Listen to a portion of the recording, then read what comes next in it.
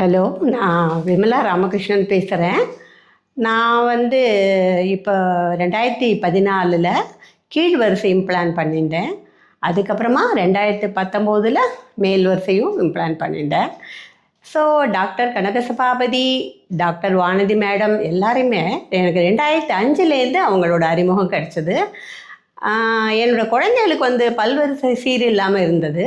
அதை வந்து முதல்ல டாக்டர் வந்து அப்போ தான் அவங்க வந்து எங்களுக்கு நிறைய அட்வைஸ் பண்ணி, அப்போல்லாம் பல்லை பற்றின ஒரு அவர்ஷன்லாம் ரொம்ப இல்லாத காலம்.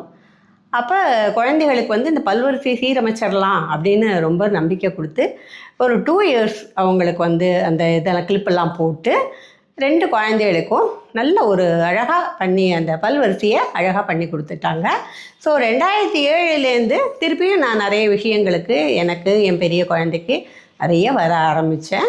அதுக்கப்புறம் நிறைய ட்ரீட்மெண்ட் கொடுத்தாங்க. ஸோ அதுக்கப்புறமா 2014 தான் இம்ப்ளான் பண்ணேன்.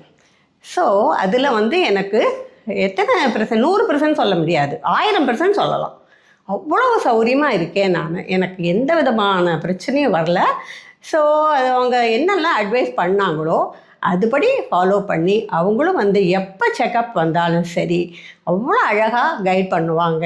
எல்லாத்தையும் வந்து விவரமாக சொல்லி எல்லாத்தையும் நமக்கு புரிய வச்சு முதல்ல அந்த கம்யூனிகேஷன் சொல்லுவாங்க இல்லையா, அதை வந்து மேடமும் ரொம்ப நல்லா பண்ணுவாங்க. வானதி மேடமும் அழகாக நமக்கு வந்து புரிய வைப்பாங்க, எடுத்து சொல்லுவாங்க. இம்ப்ளான் பற்றி ரொம்ப நான் கவலைப்பட்டு ஐயோ வலிக்குமே என்ன பண்ணுவோம் எது பண்ணுங்கும் போது ஒவ்வொரு ஸ்டெப்பாக புரிய வச்சு ரொம்ப சக்ஸஸாக எனக்கு நடத்தி கொடுத்தாங்க. அப்போ எனக்கு வந்து அதுலேருந்து ஒரு தரம் கூட எந்த பிரச்சனையும் வரல. Even I am sugar patient இருந்தாலும் எனக்கு எந்த பிரச்சனையும் வராமல் இது நாள் வரைக்கும் நான் வந்து ரொம்ப சௌகரியமாக அப்பப்போ செக்கப் வந்துட்டு போவேன். இப்போ மேல் வரிசையும் நான் இம்ப்ளான் பண்ணிட்டு நான் ரொம்ப நல்ல சௌகரியமாக இருக்கேன்.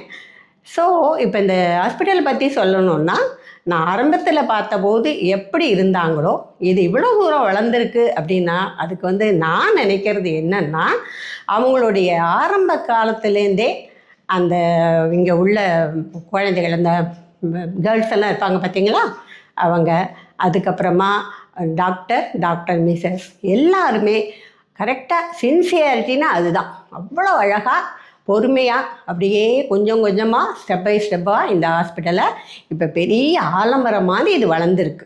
அதுக்கு அவங்களோட பொறுமையும் நிதானமும் டெக்னாலஜி வளர வளர அவங்களும் நிறைய விஷயங்களை அதை இம்ப்ளிமெண்ட் பண்ணி இன்றைக்கி பார்த்திங்கன்னா ஏராளமான மக்கள் எனக்கு தெரிஞ்ச